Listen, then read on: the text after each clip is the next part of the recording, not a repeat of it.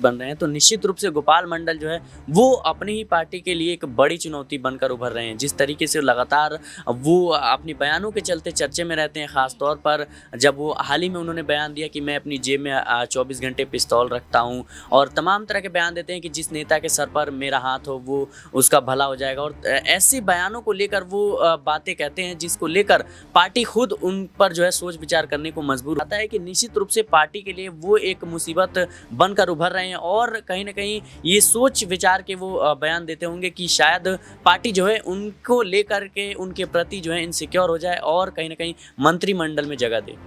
यहाँ पर एक और सवाल सीट शेयरिंग को लेकर होगा। चिराग पासवान की बात करें, लोजपा प्रमुख, उनको यहाँ पर एनडीए ज्यादा खुश कर रहा है। सीटें देने की बात करें तो 5 सीटें दी जा रही हैं। वहीं पशुपति पारस की बात करें, राष्ट्रीय लोजपा की, उनको 1 सीट देने की बात की जा रही है। तो क्या यहाँ पर चिराग पासवान को ज्यादा खुश करने की कोशिश एनडीए कर रहा है और इसी के चलते मुझे ऐसा लगता है कि बिल्कुल यहाँ पर पशुपति पारस के साथ गलत हुआ है। 5 सांसद होने के बाद भी अगर उन्हें 1 सीट भी फाइनल होते हुए उनके लिए नहीं नजर आ रही है तो उनका नाराज होना लाजमी हो। कि ललन सिंह इस हद तक, इस स्तर तक आरजेडी के संपर्क में है कि वे नीतीश कुमार की पार्टी के जेडीयू के कई विधायक तोड़ करके नमस्कार, मैं नाज़मीन खान और आप देख रहे हैं SPN9 न्यूज। आप सभी का बहुत बहुत स्वागत है मेरे खास प्रोग्राम बात सच की में।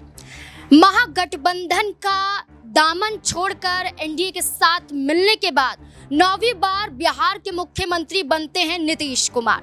उस दौरान 8 मंत्रियों के साथ शपथ लेते हुए नजर आते हैं। बिहार में 1 मुख्यमंत्री, 2 उप मुख्यमंत्री और तमाम मंत्री पद की शपथ तो हो जाती है, लेकिन पूरी तरह से कैबिनेट का विस्तार नहीं होता है। इसी बीच में बिहार के मुख्यमंत्री नीतीश कुमार निकल जाते हैं बिहार को छोड़कर विदेश दौरे के लिए। सवाल उठाए जाते हैं कि आखिरकार कैबिनेट का विस्तार कब होगा, नीतीश कुमार इतनी देरी क्यों कर रहे हैं कैबिनेट विस्तार में। तो आज वो समय आ गया है। बिहार के लिए आज खास दिन माना जा रहा है, क्योंकि बिहार में आज शाम 5 बजे तक बिहार में कैबिनेट का विस्तार हो जाएगा। कैबिनेट में कई और विधायक मंत्री पद की शपथ लेते हुए नजर आएंगे।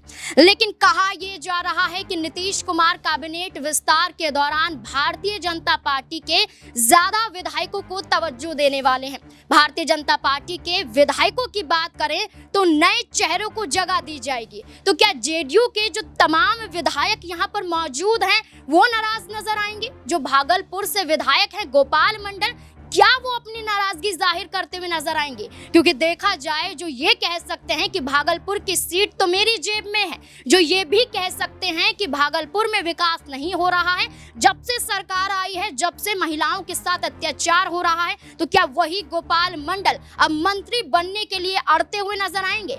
क्या अगर नीतीश कुमार उन्हें मंत्री नहीं बनाते हैं तो क्या बागी हो जाएंगे और जेडीयू के तमाम और विधायकों को तोड़कर आरजेडी की तरफ बढ़ सकते हैं? क्योंकि इशारा उन्होंने कई बार दिया है। अब इससे जुड़े हुए तमाम सवाल बनते हैं कि कैबिनेट में किस किस को जगह दी जाएगी और किस किस को किनारे लगाया जाएगा। और कैबिनेट विस्तार के साथ ही लोकसभा सीट शेयरिंग को लेकर किस पार्टी को खुश किया जाएगा और किस पार्टी को नाराज किया जाएगा। न्यूज रूम में मौजूद है, तमाम सवालों के जवाब खंगालने की कोशिश करेंगे। सिराज मेरे साथ मौजूद है। सिराज, पहले तो आपका बहुत बहुत स्वागत है। सिराज, जैसे कि कैबिनेट की बात करते हैं, कैबिनेट का विस्तार होने वाला है, विधायकों को मंत्री बनाया जाएगा। पहले से कुछ विधायक मौजूद हैं, लेकिन विधायक की बात करें गोपाल मंडल खुद हैं, तो क्या वो मंत्री बनने के लिए अड़ते हुए नजर आ सकते हैं एंड मोमेंट पर? क्योंकि देखा जाए तो नाराजगी भागलपुर सीट को लेकर करते हुए दिखाई दिए हैं। तो क्या कैबिनेट में जगह पाने के लिए भी लड़ाई कर सकते हैं नीतीश कुमार से? जी बिल्कुल, इसमें कोई दो राय नहीं, क्योंकि जिस तरीके से अभी बिहार की राजनीति चल रही है इसमें कहीं ना कहीं जीतन राम मांझी और तमाम जो नेता हैं वो कहीं ना कहीं नीतीश कुमार के सामने एक बड़ी चुनौती पेश कर रहे हैं, बीजेपी के सामने एक चुनौती बन रहे हैं। तो निश्चित रूप से गोपाल मंडल जो है वो अपनी ही पार्टी के लिए एक बड़ी चुनौती बनकर उभर रहे हैं। जिस तरीके से लगातार वो अपनी बयानों के चलते चर्चे में रहते हैं, ख़ास तौर पर जब वो हाल ही में उन्होंने बयान दिया कि मैं अपनी जेब में 24 घंटे पिस्तौल रखता हूँ, और तमाम तरह के बयान देते हैं कि जिस नेता के सर पर मेरा हाथ हो वो उसका भला हो जाएगा। और ऐसे बयानों को लेकर वो बातें कहते हैं जिसको लेकर पार्टी खुद उन पर जो है सोच विचार करने को मजबूर हो जाती है। निश्चित रूप से कितनी बार उन्होंने जो है कहीं ना कहीं जेडीयू के विपक्ष में भी कह सकते हैं बयान भी दिया है। तो कहीं ना कहीं ये साफ दर्शाता है कि निश्चित रूप से पार्टी के लिए वो एक मुसीबत बनकर उभर रहे हैं और कहीं ना कहीं ये सोच विचार के वो बयान देते होंगे कि शायद पार्टी जो है उनको लेकर के उनके प्रति जो है इनसिक्योर हो जाए और कहीं ना कहीं मंत्रिमंडल में जगह दे।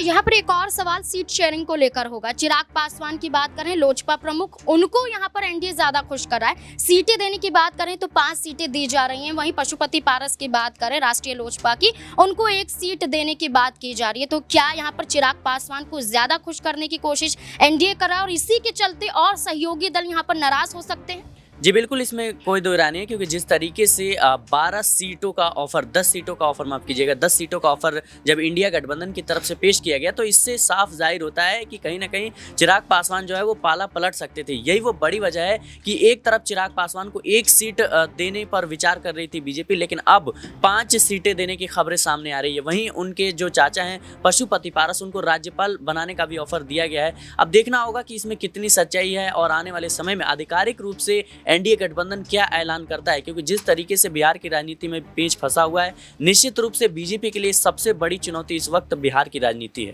देखिए बिल्कुल, क्योंकि जब राष्ट्रीय अध्यक्ष जेपी नड्डा से मुलाकात चिराग पासवान करते हैं, उस दौरान कहते हुए नजर आते हैं कि एनडीए में सब कुछ ठीक चल रहा है, देश के प्रधानमंत्री अच्छा काम कर रहे हैं, तमाम तारीफ करते हुए नजर आते हैं और इसी तारीफों के चलते ये कहा जा रहा है कि चिराग पासवान तो खुश हैं। चिराग पासवान तो खुश हैं, लेकिन क्या बिहार से साइड लगते हुए नजर आएंगे पशुपति पारस? क्योंकि 1 सीट का ऑफर देने की बात यहां पर की जा रही है, लेकिन क्या वो 1 सीट भी दी जाएगी? क्या उस 1 सीट पर वो खुश नजर आ सकते हैं? इसके साथ साथ राज्यपाल बनाने की बात भी की जा रही है। लेकिन एनडीए की बात करें तो जितनी सीटों की मांग करें, चलिए चिराग पासवान के सांसदों को उन्होंने छीना, लेकिन सांसद उनके पास मौजूद तो हैं, लेकिन अब वही पशुपति पारस को 1 सीट दी जाएगी तो क्या बगावत कर सकते हैं? प्रज्ञा मेरे साथ है। प्रज्ञा, क्या लगता है? जैसे कि देखा जाए कि चिराग पासवान के पास 6 सांसद थे, लेकिन यहाँ पर पार्टी टूट जाती है, 2 धड़ों में बढ़ जाती है। पशुपति पारस अपनी पार्टी का गठन कर लेते हैं, सांसद उनके पास चले जाते हैं। मांग उनकी है कि 3 से 4 सीटें उन्हें भी दी जाए,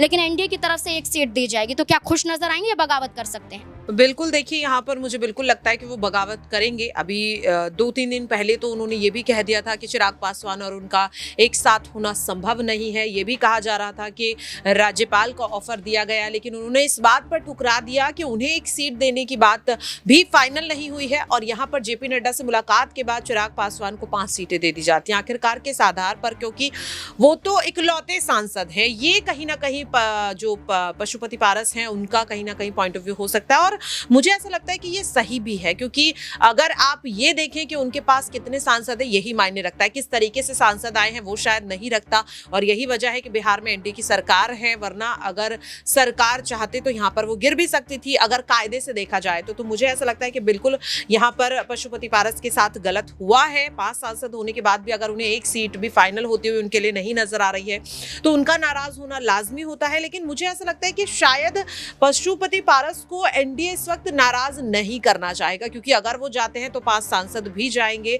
तो लोकसभा चुनाव से पहले 5 सांसदों का जाना कहीं ना कहीं एनडीए के लिए एक बड़ा झटका हो सकता है और नीतीश के लिए भी एक बड़ा झटका हो सकता है। तो हो सकता है कि आखिरी समय में उन्हें मनाने के लिए कोई बड़ा ऑफर दिया जाए। देखिए बिल्कुल, यहाँ पर पशुपति पारस की नाराजगी तो सामने आ रही है, लेकिन उस नाराजगी की क्या जो मीडिया के सामने झल्लाते हुए नजर आते हैं, जो राष्ट्रीय अध्यक्ष पद से इस्तीफा भी दे देते हैं। लल्लन सिंह की बात करें तो लल्लन सिंह को लेकर जब सवाल पूछा जाता है कि कैबिनेट का विस्तार कब होगा, कैसे होगा, तमाम सवाल पूछे जाते हैं तो वो ये कहते हैं कि वो उनका काम नहीं है, वो इस बारे में जानकारी नहीं रखते हैं। लेकिन क्या लल्लन सिंह की नाराजगी नीतीश कुमार के जरिए देखी जा रही है? क्योंकि सीट शेयरिंग पर फैसला ना होना, वहीं लल्लन सिंह की सीट अटकना और वहीं नीतीश कुमार सिर्फ अपना फायदा देखते हुए नजर आ रहे हैं, तो ऐसे में वो कुछ बोल तो नहीं सकते, लेकिन मीडिया के सामने अपनी नाराजगी इस तरीके से बयां तो कर सकते हैं। अक्षय मेरे साथ मौजूद है, उससे जानने की कोशिश करेंगे कि क्या नाराजगी है या कुछ और वजह यहाँ पर नजर आती है।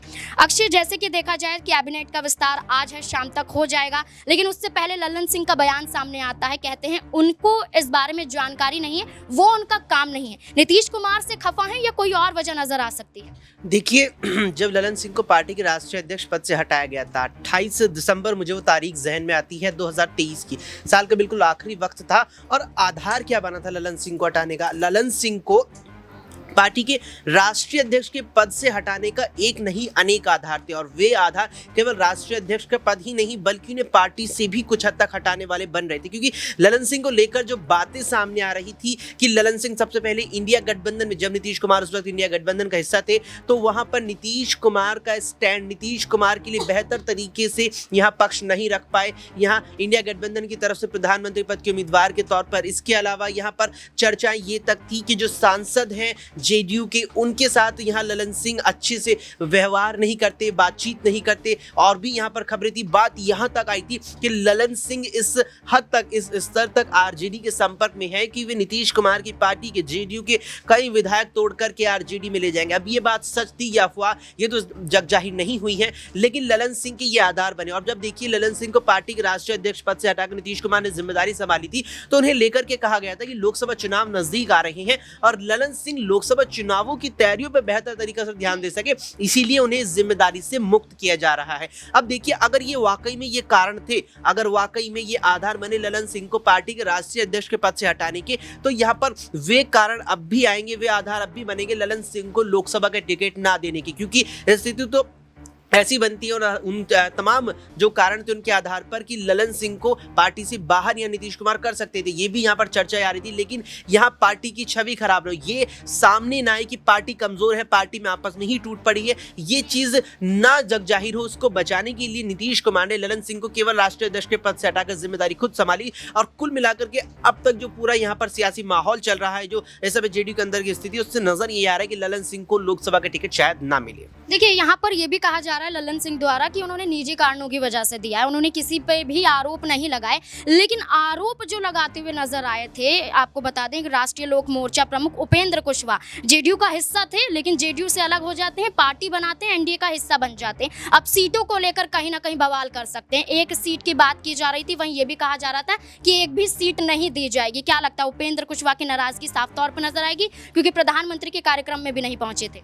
देखिए, ये बात जरूर है कि आरएलपी प्रमुख उपेंद्र कुशवाहा प्रधानमंत्री के कार्यक्रम में भी नहीं पहुंचे थे, लेकिन देखिए कहीं ना कहीं आधार, जब सीटें आपको मिलती है, जब चुनाव नजदीक आते हैं, सीट बंटवारा होता है गठबंधन के सहयोगियों के साथ, तो सीट बंटवारे का आधार वर्तमान में आपकी संसद या विधानसभा में स्तर भी बनता है। आरएलपी की बात चलिए, उपेंद्र कुशवाहा की बात चलिए, जेडीयू से ही अलग हुए हैं, वर्तमान में उनका कितना सियासी आधार है या कितनी सीटों को वो साथ पाएंगे या कितने उनके पास ऐसे उम्मीदवार है जो वे उन चुनिंदा लोकसभा क्षेत्रों में उतार देंगे एनडीए गठबंधन की तरफ से, तो उनकी जीत मिल ही जाएगी उन्हें यहाँ पर। क्योंकि अगर आप देखेंगे तो 2019 के आम चुनावों में जिन 40 सीटों पर एनडीए ने चुनाव लड़ा था, वहां पर केवल 3 ही दल थे। अविभाजित आरएलपी लोक जनशक्ति पार्टी थी, इसके अलावा जेडीयू और बीजेपी थी, और तीनों दलों ने मिलकर 40 में से 39 सीटों पर जीत दर्ज की थी। आरजेडी, जिसका गढ़ यहाँ पर बिहार कहा जाता है, वो एक भी सीट जीतने में नाकाम रही थी। ऐसे में अब आप देखिए कि बिहार में किस तरीके से बीजेपी अपनी पूरी रणनीति के साथ चुनावी मैदान में उतरेगी। आप यहाँ पर गौर कीजिए कि जो बीजेपी 2019 के आम चुनावों में 17 बिहार की सीटों पर चुनाव लड़ती है, वो अब 16 सीटों पर चुनाव लड़ रही है।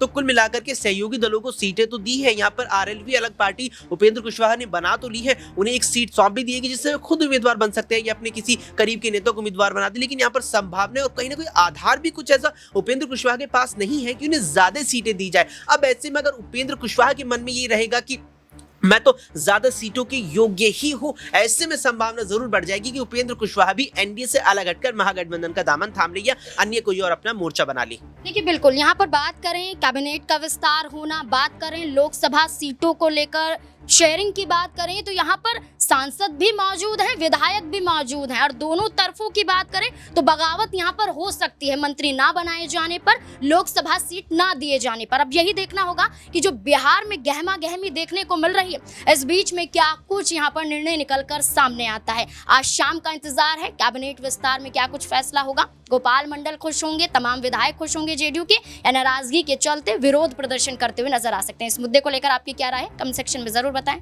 देखते रहें SP9 न्यूज़। धन्यवाद।